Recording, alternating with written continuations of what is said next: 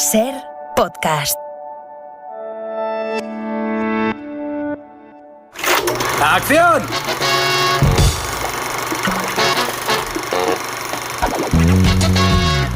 El cine en la Ser con Elio Castro.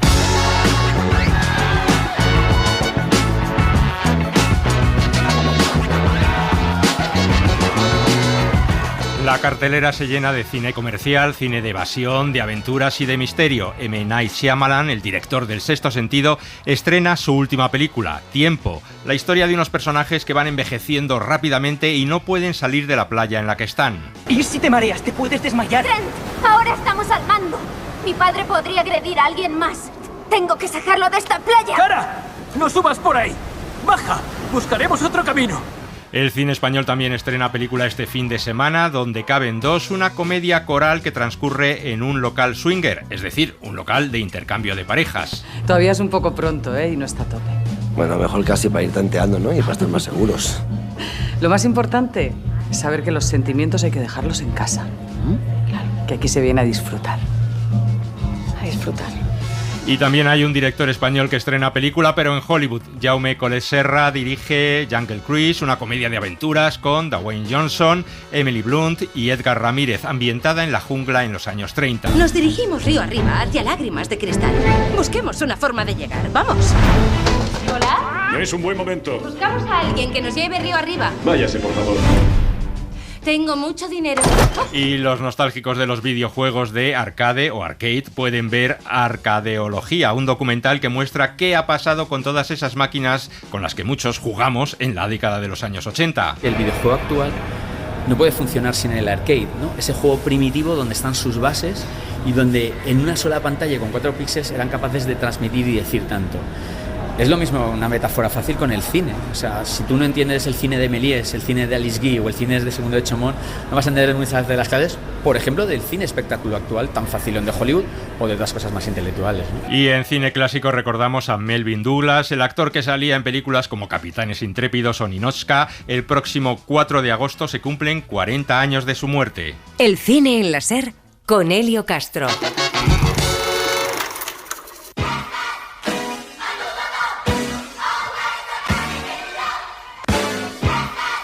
I wanna talk to you.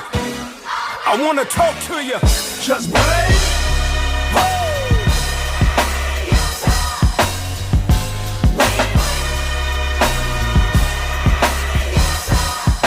Hola, buenos días, bienvenidos a la edición matinal del Cine en la Ser. Comenzamos escuchando We Win, uno de los temas de la banda sonora de Space Jam, Nuevas Leyendas, la película protagonizada por LeBron James, la estrella de la NBA, que ha liderado la taquilla española durante esta semana.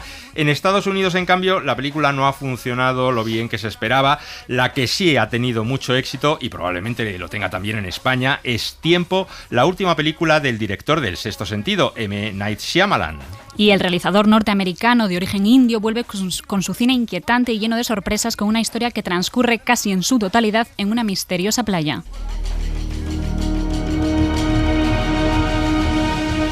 M. Night Shyamalan escribió el guión de Tiempo por una sencilla razón. Mi padre y mi madre se están haciendo muy mayores y quería explorar lo que yo siento. Sus padres están envejeciendo. Él, lógicamente, también va cumpliendo años. Lo adivino. Se me da muy bien. Tú tienes 11. No, algunos más. El próximo 6 de agosto llegará a los 51. El paso del tiempo, por tanto, es algo que le preocupa. De hecho, el título original de su película es Old, es decir, viejo, y la vejez y el paso del tiempo son el tema central de su nueva película. Una historia que se desarrolla en una paradisíaca playa como esta. En esta playa se van a reunir una serie de personajes que pasan unos días de vacaciones en un lujoso hotel. En un principio todos están fascinados con la belleza del lugar, pero pronto van a comenzar a suceder cosas raras. ¿Qué le ha pasado, mamá? No lo sé. Aparece el cadáver de una mujer joven y hay una persona que estaba en esa playa previamente y que se convierte en el principal sospechoso de haberla matado. ¿Qué ha pasado? No sabemos qué ha pasado. Yo creo que este hombre ha tenido algo que ver. Si hubiera tenido algo que ver, ¿por qué coño me iba a quedar aquí, tío? Le sangra la nariz. Creo que fue ella intentando defenderse. Además, pronto van a descubrir que no pueden salir de la playa. Tiene que haber una salida. Es una certeza matemática, tiene que haber una salida. Y por último, notan que el tiempo en esa playa pasa muy deprisa.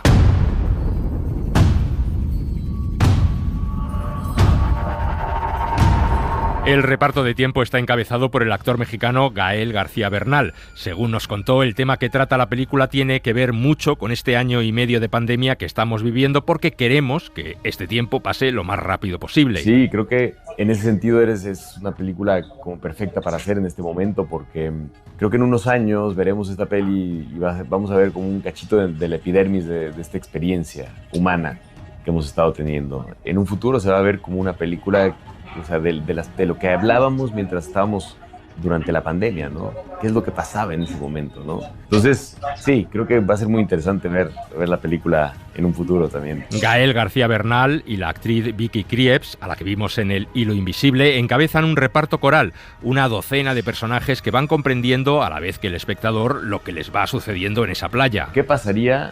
Es la premisa de esta película. ¿Qué pasaría si de pronto el tiempo fuese muchísimo más rápido, ¿no? Y casi en un solo día vivieses toda tu vida, ¿no? Es algo que, no sé, fue una pregunta muy interesante de hacernos y un reto muy interesante como para plantear. Como siempre, Shyamalan juega con el misterio, la intriga y el suspense, momentos angustiosos. ¿Y si no hacemos más que intentar salir de aquí, no lo conseguimos? Durará muy poco si no lo intentamos. ¡No, cara! ¡Por favor! ¡Por favor, quédate conmigo, por favor! Y como es habitual en su cine, una sorpresa final, un rodaje, el de Tiempo, que según ha confesado, fue uno de los más complejos de su carrera. This was a nightmare of logistics, how to shoot this movie. Rodar esta película fue una pesadilla para la logística. Buscamos por todas partes, y cuando digo por todas partes me refiero a todo el planeta hasta encontrar la playa que yo había imaginado. Al final rodamos en el Caribe, en plena temporada de huracanes. No nos aseguraron ni por COVID ni por los huracanes. Fue una locura. Sanity. We built the wall and then a hurricane. Construimos el acantilado y llegó un huracán y el decorado se vino abajo. Imagina la logística que implicaba rodar todos los días en las horas de luz y con la marea adecuada. Rodamos el principio de la película por la mañana, la parte central al mediodía y la parte final del guión por las tardes, al terminar el día. Imagina eso todos los días. En Estados Unidos, Tiempo se ha colocado en el número 1 de la taquilla, algo que ya consiguió Shyamalan con anteriores películas suyas como El Sexto Sentido, Señales, El Bosque, Múltiple y Glass. Veremos lo que ocurre aquí en España. Lo sabremos este fin de semana. Como todo, será cuestión de tiempo. Someday, no monuments made in my name. There is no life I trade. You are my reason to remain.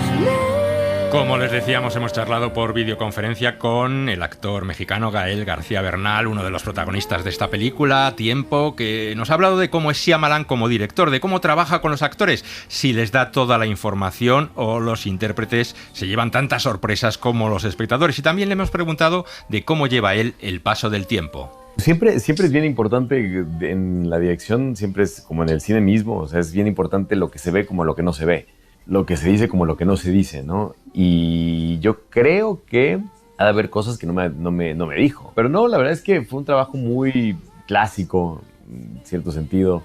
Ensayamos, preparamos bastante, ahí trabajamos mucho en el guión, en la construcción de los personajes y todo eso. Y de pronto, pues también en el montaje, pues uno se sorprende muchísimo con las cosas que quedaron fuera, ¿no? De todo lo que hicimos, porque rodamos muchísimo más. En esta playa, media hora equivale a un año. Por fortuna no tengo una obsesión al respecto, pero sí diría que como todo ser humano es un gran rector de la existencia. Obviamente, en términos científicos ya se sabe que el tiempo viaja de forma distinta dependiendo en qué parte del universo estás, incluso dependiendo en qué parte de la Tierra estés. Pero llevándolo a un plano más existencial, el tiempo de alguna manera siempre transcurre igual. A veces lo experimentamos de forma más lenta, a veces de forma más rápida.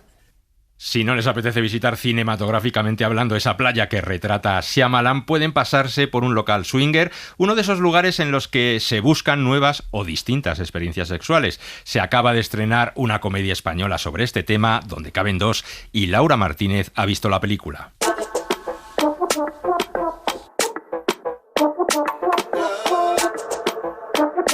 Llega a las salas Donde caben dos, la comedia festiva dirigida por Paco Caballero que representa la gran orgía del cine español. La película está protagonizada por numerosas caras conocidas como Ana Castillo, Ricardo Gómez, Verónica Echegui o Raúl Arévalo. Nosotros teníamos claro desde el principio que no queríamos ser la típica pareja, que queríamos ser una pareja swinger, vamos. No, swinger, es que suena como pero luego es como Háganme caso, es arriba, es muy guay, es muy guay.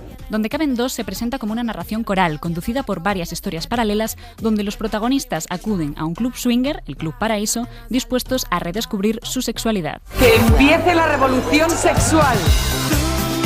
Que decidiste que tu vida no valía, que te inclinaste por sentirte siempre mal.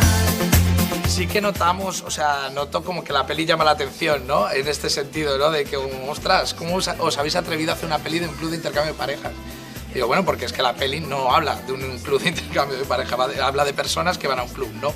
Y habla de una manera cómica y festiva, ¿no? Que era el tono que queríamos darle a la película. Es una peli que no me ha interesado el tema de desnudos, por eso ahí está la contra, ¿no? Es hacerla en un club de intercambio, pero realmente rodar la cabeza de los personajes, ¿no? Reírte con el sexo de los personajes, pero realmente estar, cuando tienen sexo de verdad, cuando tienen emociones que les están pasando con esa relación sexual, estar en la cabeza, lo que ellos están pensando. Está rodada desde ahí por eso.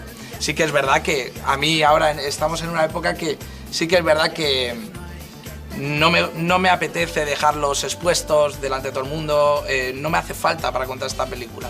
Dejar expuesta a la gente o dejarla totalmente desnuda de una manera gratuita. Creo que lo que se ve en la peli es lo que hace falta y lo que no, pues tampoco hacía falta de contar. Creo que es más allá, es más morbo que otra cosa, ¿no? Y creo que el club ya da morbo, ¿sabes? Directamente. Hoy pronosticas la revolución sexual. Tú, que decidiste que tu amor ya no servía. He venido con mi primo. Buenas. Hola. ¿Es el famoso primo? Bajar en la mazmorra, que parece que le va la marcha. Calla.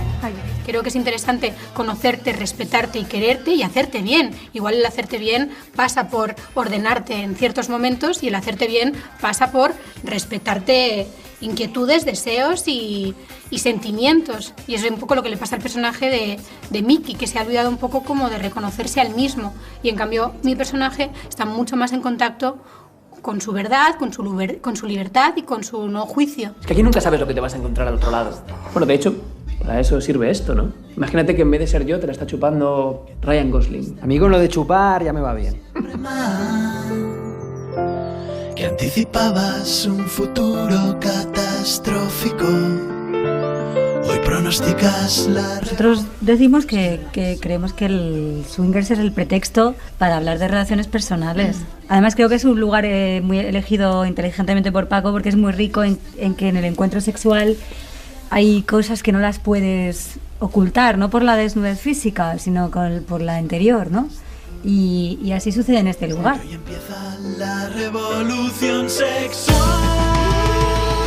Donde caben dos es una comedia, como hemos escuchado, con algunas escenas sexuales. No es que sean muy escabrosas ni muy fuertes, pero al fin y al cabo son escenas íntimas. Y nos hemos preguntado si en estos últimos años, debido al movimiento Me Too, pues ha cambiado en España la forma de rodar estas escenas íntimas. En Estados Unidos, después de los escándalos que todos hemos conocido de abusos sexuales del productor Harvey Weinstein y algún otro más, pues se está imponiendo la presencia de una profesional llamada coordinadora de intimidad, que es algo así como una mediadora entre el director y los actores cuando hay que rodar este tipo de escenas.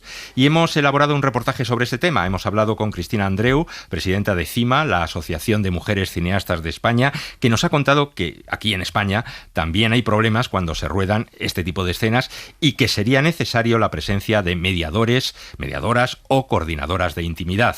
Escenas donde por contrato ponía que no se les va a ver desnudas, y cuando llegan al rodaje les dicen que se tienen que desnudar. Y entonces tienes que ser una actriz súper conocida, que sepas que si te marchas del rodaje y llamas a tu representante vas a seguir trabajando, pero si no, si te conviertes en la actriz conflictiva, no vuelves a trabajar en tu vida. Normalmente los rodajes, te hablo de tanto de series como de cine, hay muchas menos mujeres que hombres. Estás muchísimo más expuesta, ¿no? En un rodaje lleno de mujeres, seguro que no se permiten este tipo de cosas. El reportaje lo emitiremos, como decimos, a partir de las 4 en la edición de tarde del Cine en la SER. Ahora volvemos al cine para ver una comedia de acción y aventuras, Jungle Cruise, la película dirigida por el catalán afincado en Estados Unidos, Jaume Collet-Serra. Laura Vila ha visto la película.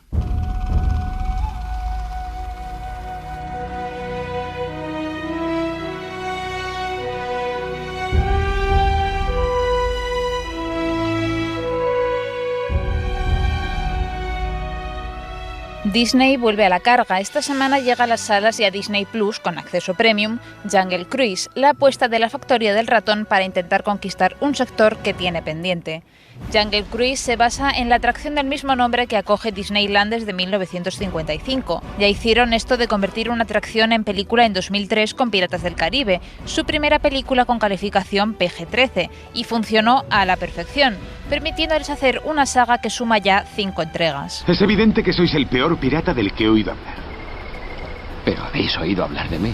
Estamos ante una película de aventuras que sigue el recorrido de un barco por el Amazonas y que nos pone nostálgicos, no solo por transportar al público a esta conocida atracción, sino por lo que toma de míticas películas de aventuras como La Reina de África, Tras el Corazón Verde o Indiana Jones. Un tipo de cine que, según Edgar Ramírez, el villano de la película, siempre tendrá cabida. Estas grandes sagas como la que acabas de nombrar, la de Indiana Jones, de los 80, es un tipo de película que a mí me gusta mucho. Yo crecí viendo esas películas y creo que antropológicamente tenemos una necesidad de vivir aventuras. Yo creo que la necesidad de sentir que podemos viajar, que nos podemos perder en la narración de aventuras, en lo que en inglés se llama el storytelling, es algo que es muy humano, es algo que necesitamos. Así no seamos nosotros quienes vivamos las aventuras de manera directa, pero las escuchamos de otros, ¿no? Escuchamos las historias del héroe que abandona el lugar de donde viene, vive una serie de situaciones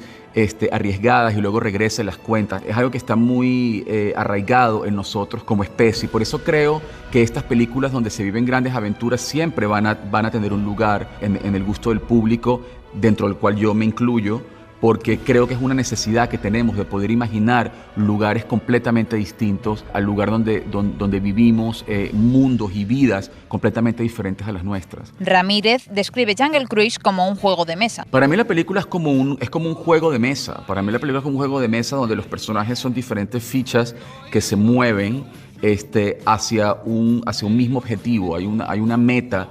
Hay algo que ellos quieren lograr, algo que ellos necesitan y lo necesitan por diferentes razones y por eso se mueven y hay retos que deben superar y hay trampas en las que caen y los hacen retroceder varias casillas y luego se adelantan varias casillas más. Creo que la película tiene mucho de juego de mesa y eso es muy atractivo porque puedes seguir cada ficha, te puedes comprometer con una ficha diferente cada vez. Este juego, dirigido por Jaume Collet-Serra, lo protagonizan Lily y Frank, interpretados por Emily Blunt y Dwayne Johnson. Él, un capitán de barco aficionado a los chistes malos. De todos los cruceros que se pueden hacer por el Amazonas, este es sin duda el más barato.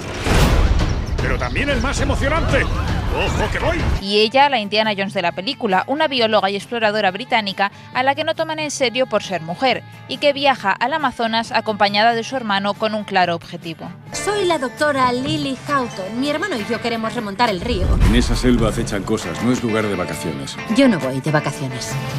La leyenda dice que un pétalo del árbol lo cura todo.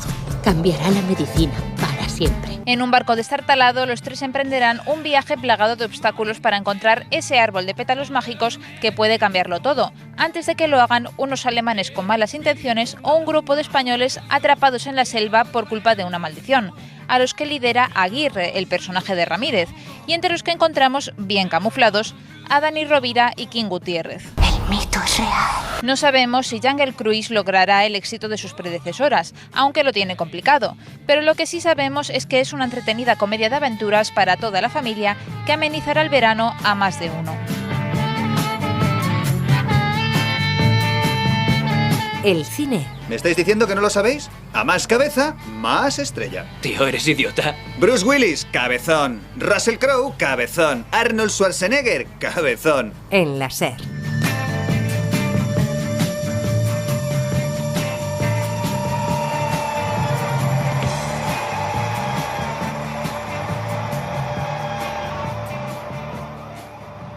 El cine clásico en la SER. Sucedió una noche.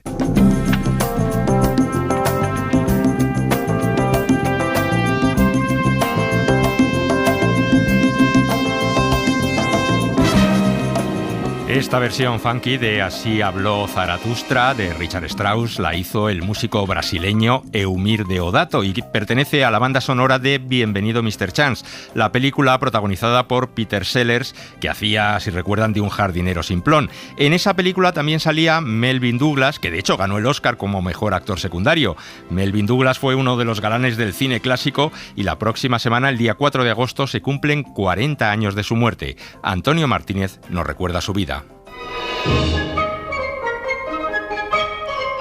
Su porte elegante, su buena planta y su bigotillo recortado le convirtieron en uno de los galanes por excelencia del cine americano durante los años 30 y 40. Así le diré que tengo 35 años, mido algo más de 1,80 m y peso 82 kilos desnudo. ¿Y en bien de los hombres qué hace?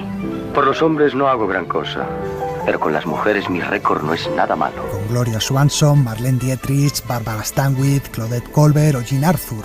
Con todas las diosas del amor de aquellos años, Melvyn Douglas ejerció sus artes seductoras.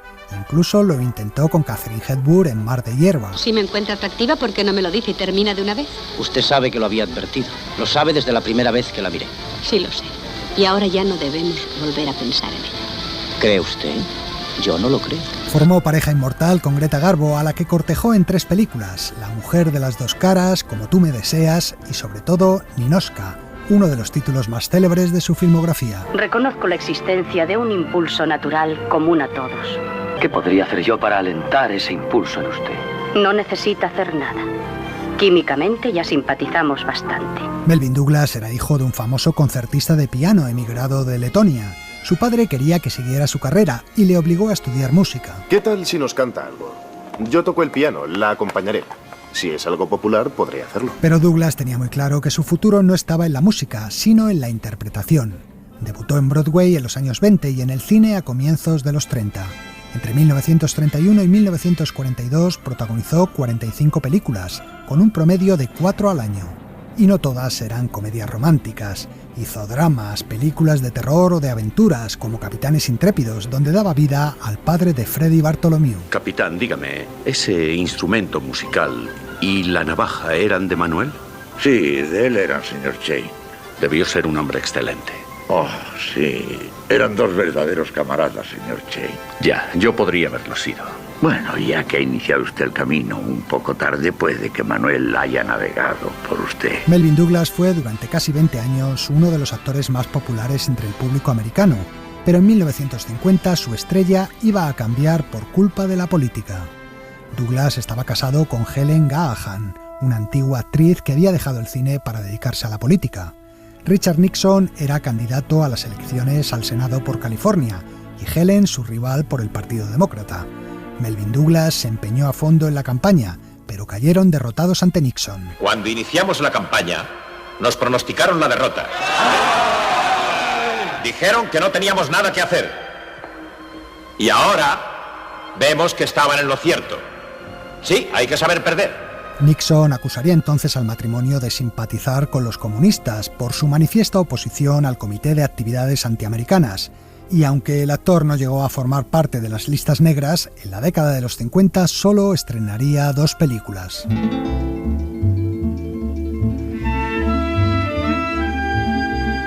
Melvyn Douglas pasó aquellos años trabajando en el teatro y cuando regresó al cine ya no lo hizo más como galán, sino como actor de carácter. Malditos cuervos. Son incapaces de huir, ni los tiros les asustan. No me gusta eso que has hecho, Hood. Mantienen el campo limpio. Además, hay una ley que prohíbe matar a los cuervos. Las leyes han sido hechas para que cada cual las interprete a su modo. Y eso es lo que intento hacer. Una vez me inclino hacia un lado y otra vez me inclino hacia otro. No permito que se viole la ley en mis tierras, Hood. Está bien, viejo, como quieras. En Hood, el más salvaje entre mil daba vida a un ganadero que no hacía carrera con su hijo Paul Newman. Por esta película ganó el Oscar al mejor actor de reparto en 1964. Los papeles protagonistas se habían acabado para él, pero su presencia como secundario brillaba en muchas películas. Padre del político Robert Redford en El candidato, o casero de Roman Polanski en El quimérico inquilino. Este es un edificio muy tranquilo. Mi mujer y yo somos mayores y... No tanto, señor Steele. y no nos gusta el ruido. No se preocupe, señor Cid. Soy muy tranquilo y además soltero. También los solteros crean problemas. En 1979 logró un nuevo Oscar como actor de reparto por la película Bienvenido Mr. Chance, en la que daba vida a un presidente norteamericano que acogía como consejero al simple Peter Sellers. Esa es una de las cosas que admiro en ti, ¿sabes? Tu asombroso equilibrio. Pareces un hombre totalmente centrado. Gracias, Ben. Gracias. Melvyn Douglas rodó su última película en 1981. Fue la cinta de terror Historia Macabra, donde compartía reparto con otros veteranos como Fred Astaire o Douglas Fairbanks Jr. Sentimos presencias que nos vigilan y nos persiguen. Tenemos pesadillas y procuramos olvidarlas. Ahora que Edward ha muerto, presiento que alguno de nosotros también va a morir.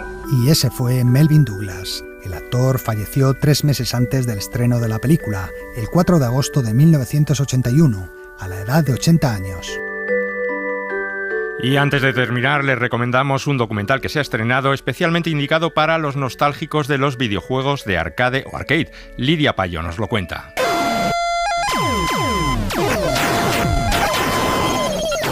Si crecieron en los 80 o 90, probablemente este sonido les resulte familiar. Para muchos niños, echar monedas en una máquina recreativa y sumergirse en el mundo de los píxeles era la mejor forma de pasar las tardes en estos locales de ocio. Pero, ¿quién se encarga de preservar el legado cultural del videojuego clásico en España? El documental Arcadeología sigue el proceso de restauración de estas máquinas a través de una asociación valenciana, Arcade Vintage, pionera en el campo de rehabilitación de arcades.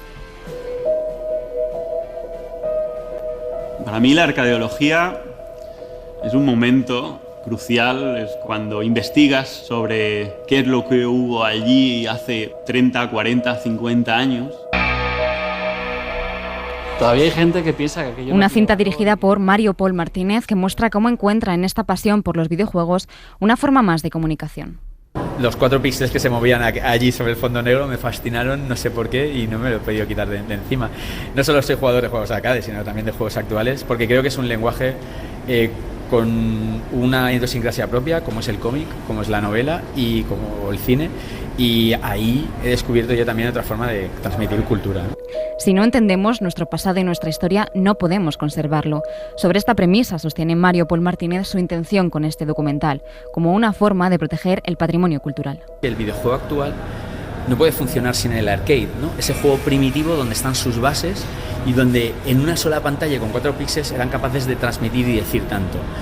Es lo mismo, una metáfora fácil con el cine. O sea, si tú no entiendes el cine de Méliès, el cine de Alice Guy o el cine de Segundo de Chaumont, no vas a entender muchas de las claves, por ejemplo, del cine espectáculo actual, tan facilón de Hollywood o de otras cosas más intelectuales, ¿no?